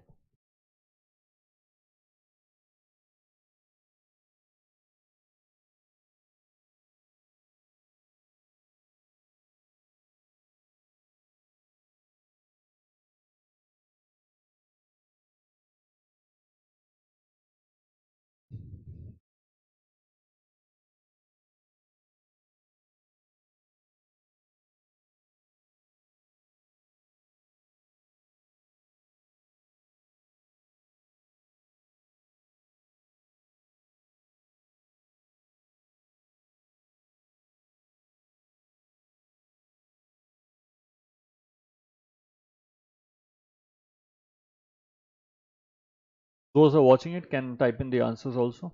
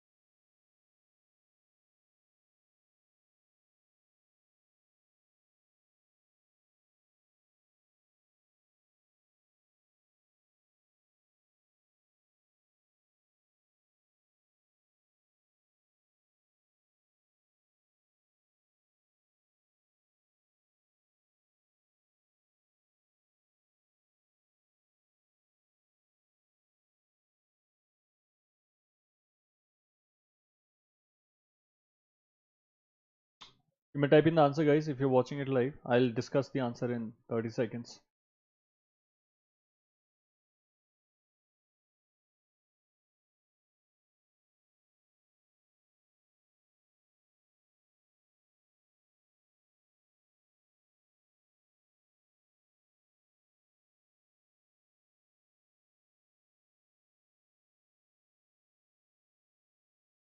Okay. So there are two towns, Jayanagar and Ramnagar, 15 kilometers. Similar land area, population, ethnic diversity, per capita income. So basic demographics are same. Jagdeep Singh owns a bakery named La Baguette. Wow, in Jayanagar. This is the brand name, which is amazing. Okay, he specializes in croissant, masala bread, and whole wheat bread. Eggless cakes are also a favorite. Among the four bakeries in Jayanagar, Jagdeep's bakery with a market share of 30. Okay, so Jagdeep's bakery here has a market share of 30%. Second only to the best, oldest Le Croissant bakery whose market share is 40%. Le Croissant commands a loyal customer base and does not offer eggless varieties. It does not offer this and has 40% market share. Okay. Jagdeep has decided to open a branch in Ramnagar. Okay. Which are the following facts about Ramnagar will best support his decision? That go and open a shop there. That is what you want to get. Which of the facts will help you then? Now, 3% of Lee Baguette's current revenue comes from Ramnagar. So you're operating here. Commands, does it supply there also?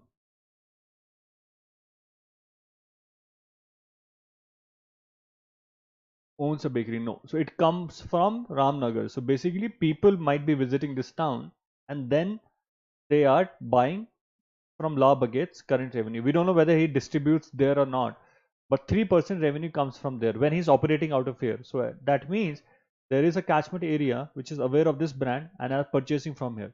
So if I move there, then I may be able to get more market share. So makes sense, I'll keep it.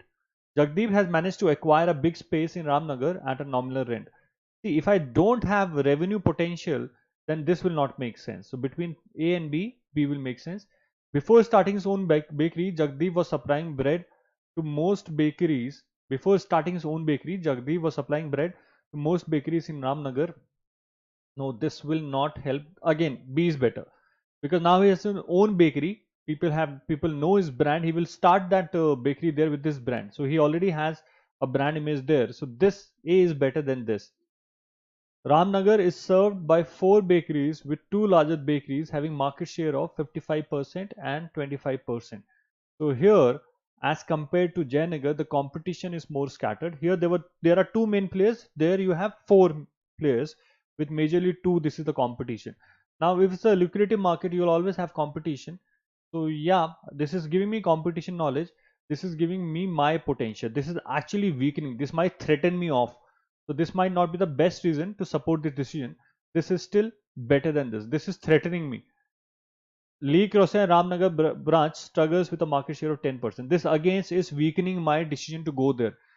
A player which is doing good in my market, right, is not able to do there well there. So this might also not encourage me to go there. So only A would encourage me to go there. Therefore, my answer for 25th would be A. 26th,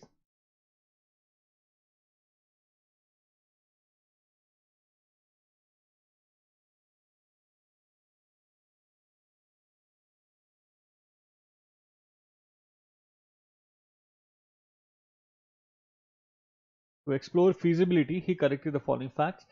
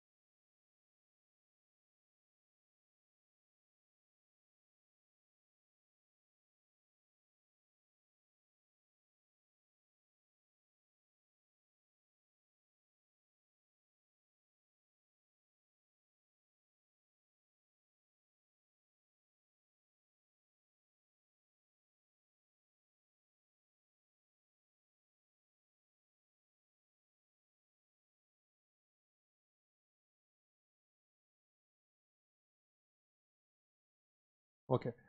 Now the question is combinations below.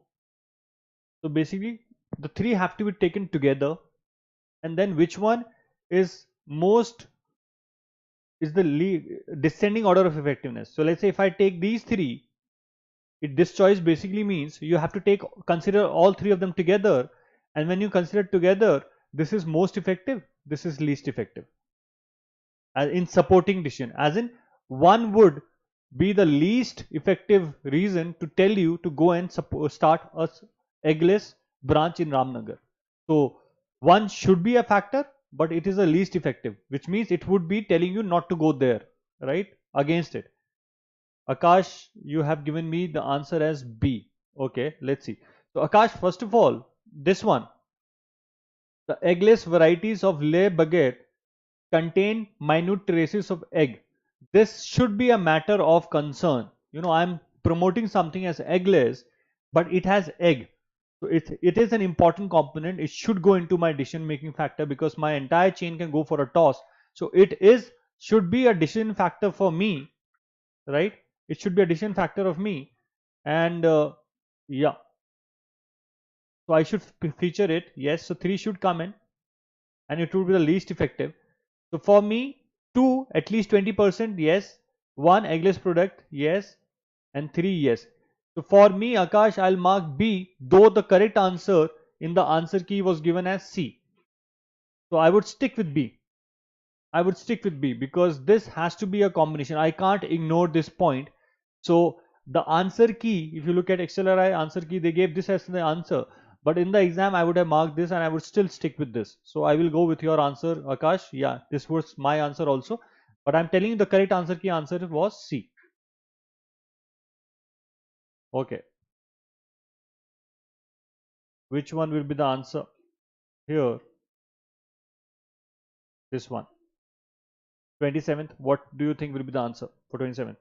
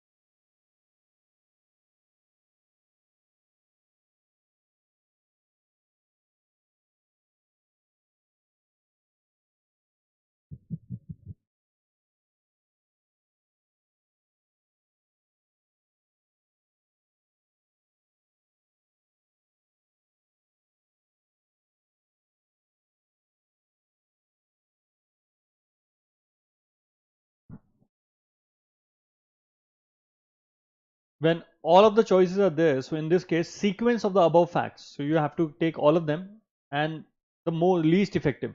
So the way I work on such questions is I try to figure out the most effective and the least effective because it is including all five of them. So, and then I look at the option choices. I try to see the most effective and I try to see the least effective. Now the least effective for me here would be this. 50% of Jagdeep's regular customers are full-time working couples. From this, I cannot conclude anything about whether they would be open for ready to make a bakery product. If they are full-time, maybe they are using oven. If they are not, if they are, both of them are full-time, maybe they have maid in house, so they don't need oven. I don't know. So this one is the least effective for one. So all the choices which have this, I'll keep them. So I'll keep these three and I'll remove this two. Now I look at the most effective. So two choices have two and one choice has one. So two is around 7% of Jagdeep's regular customers own baking ovens in their homes. US bakeries that also sell. Between this, the home reality becomes important. So for me, two becomes important than one. So even this goes. So now I am left with D and A. So after 2 is 5 or after 2 is 3. Let's say 5 says in India metros ready to making higher profit margins. So Indian markets is more important for me than the US markets. So my 3 trumps over 5 and therefore the answer is Akash. Here I'll go with the answer D, not this one. See, one you're starting with US bakeries, all right, but look at this one. US bakeries, this might happen, but if in my town people don't have ovens, I should know how many people have ovens, right? So US bakeries may be willing to sell, they have higher revenues, but in my market, if I say the people who use baked products, if they don't have ovens, if there are 1,000 households and only one person has oven, then this product will not make sense for me. So for me, this information becomes more relevant. How many households have ovens in their home, baking ovens especially, right? So therefore this becomes the answer.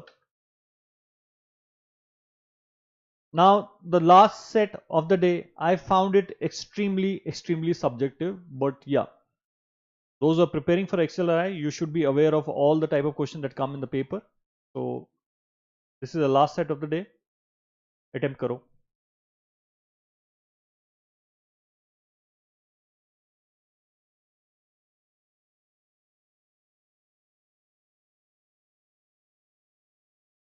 '27 we've done, 28th, yeah.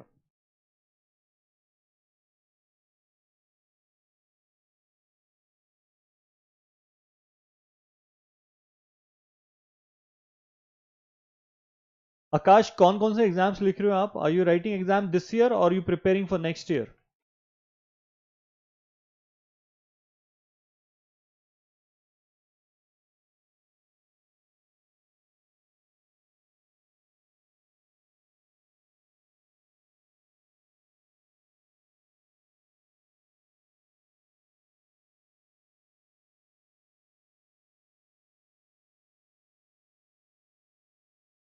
Okay, snap तो आने वाला है अब.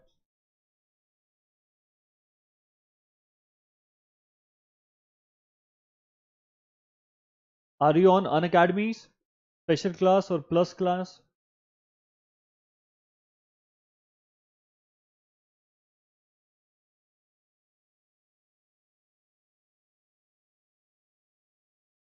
Yeah, I know that. 6th Jan. I would be doing few, not yet. Okay, Akash, I would be doing few sessions on Snap, right? Abhi at the end, I would be sharing. This is my official Unacademy's Telegram channel. Subscribe to this. I notify you about my classes on Snap. I would be soon doing classes on Snap for 6th of Jan, right? So you will not miss out on those at least the classes, and those are free classes. Those are not paid classes. I will be taking care of logical reasoning and verbal reasoning for Snap, right? So this is my official Telegram Unacademy channel, Abhishek Anand cat course. तो उसको subscribe कर लोगे तो आपको notification मिल जाएगा यहाँ पर. Okay.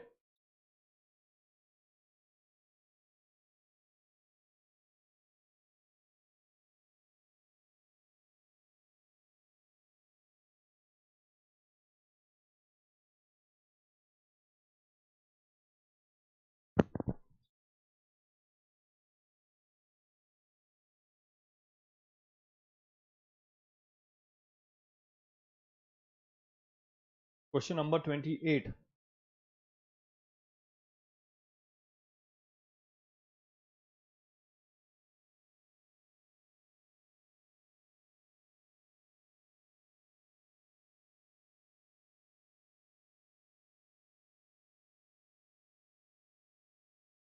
You have to conserve the mountain. And what is the problem? Your agriculture yields were bountiful, the plains prospered as compared to the mountains. So you have mountains and you have plains. This is the source,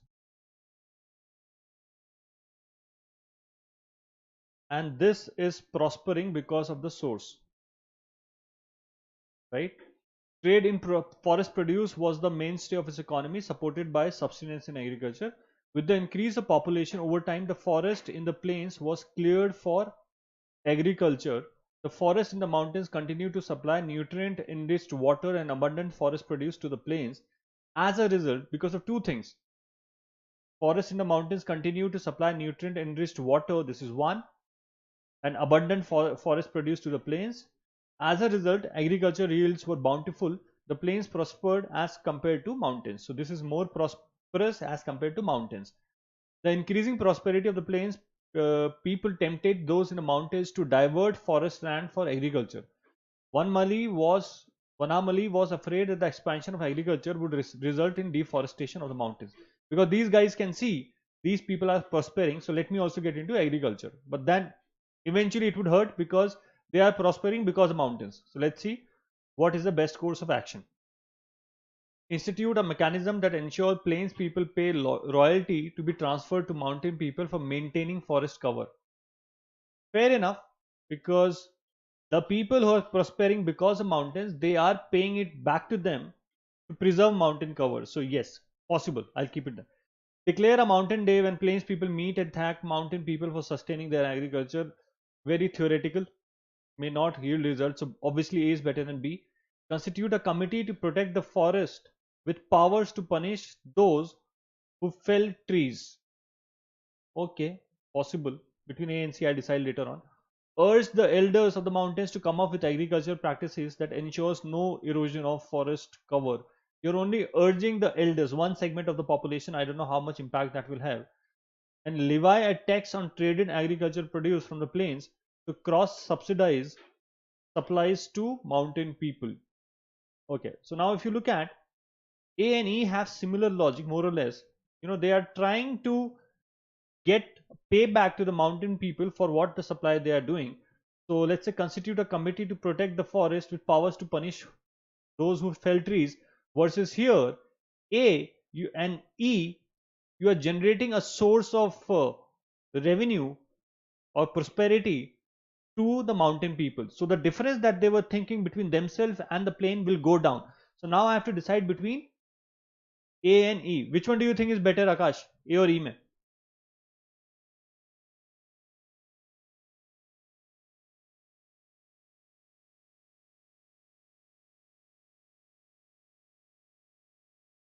A may you're giving incentive to maintain forest cover, and that is what the objective was.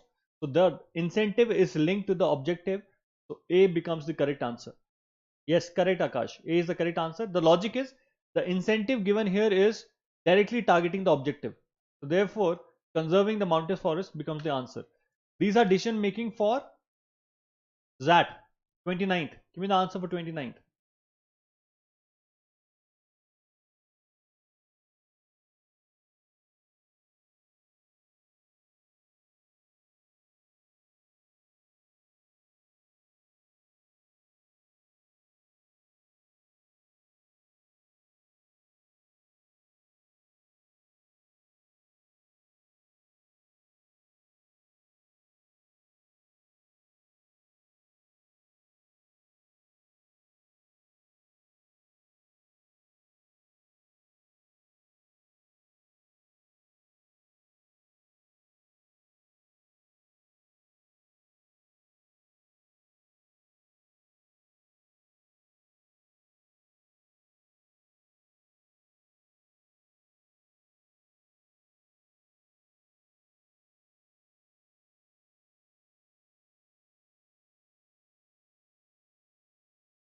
What do you think will be the answer for this?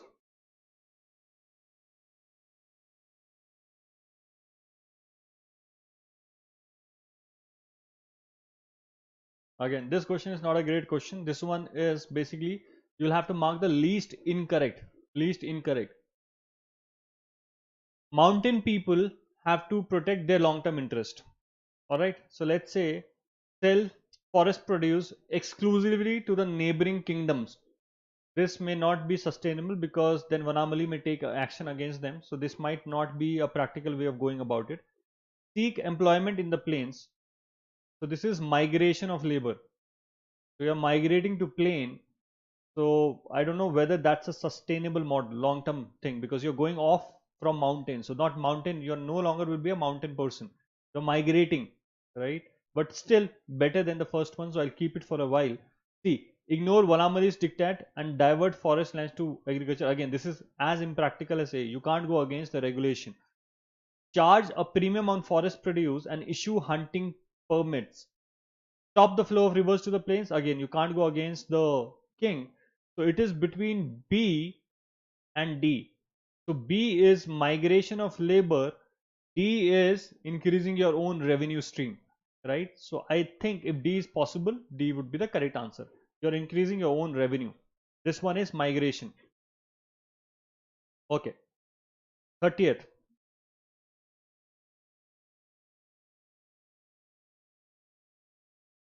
Descending order most appropriate for Vanamali. Okay, you said D is better? Yes, D was better. Correct. Correct, Akash. 30th.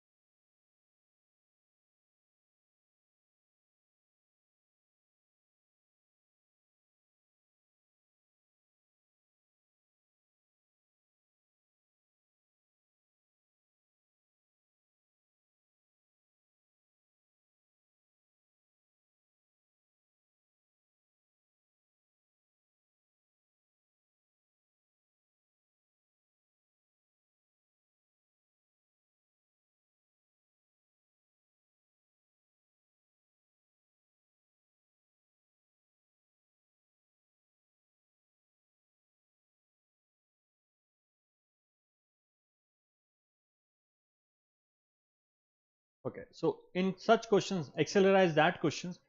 Whenever a problem is given, you are expected to work something on the problem. Don't give up. Giving up is the worst action plan that you can take, right? So here, Vanavali knows that the precious metal would make his kingdom prosper. However, he was worried that mining would reduce the flow of nutrients, water, and forest produce to the plains. Repeal the forest diktat and charge hefty royalty for mining the products. Again, this should not be done. Permit mining in the I'll try to look for the worst case, worst option. Permit mining in the mountains and enforce rainwater harvesting in the plains. Could do. Permit mining in the mountains and begin afforestation in the plains. Could do.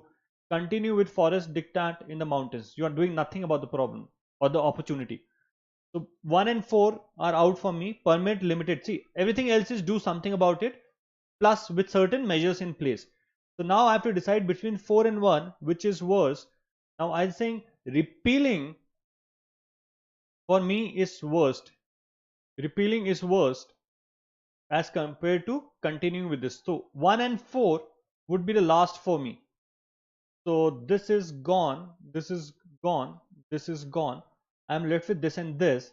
So now I have to decide which one is better, 3 or 5. 3 says permit mining in the mountains and begin afforestation in the plains. 5 says permit limited mining. So obviously limited mining is better than permit mining in rotation, but maintain the forest diktat in the rest of mountains. So that this is works. You have control in place. So for me, this is better. So 30th, E would be the correct answer. So yeah, correct, Akash. So you are doing well in decision making. I hope that you work for on other aspects of XLRI as well. There are 21 questions of decision making, which is an important component. 21 is a huge percentage, right? So if you can manage well in decision making, that would be really great. Uh, so yeah, so I do classes on special. So guys, all of you who are watching this or who will see this eventually, if you're not on Unacademies, you are missing out on something.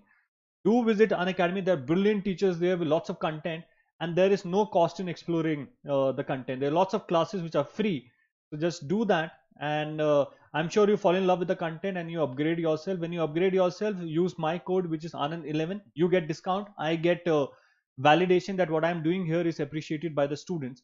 So with that, I end my class. Akash, subscribe to my official Unacademy's Telegram channel. I will notify you about my special classes for Snap 2021. Yeah. So with that, I end my class today. Thank you. See you again tomorrow and tonight on Unacademy. Bye bye. See you.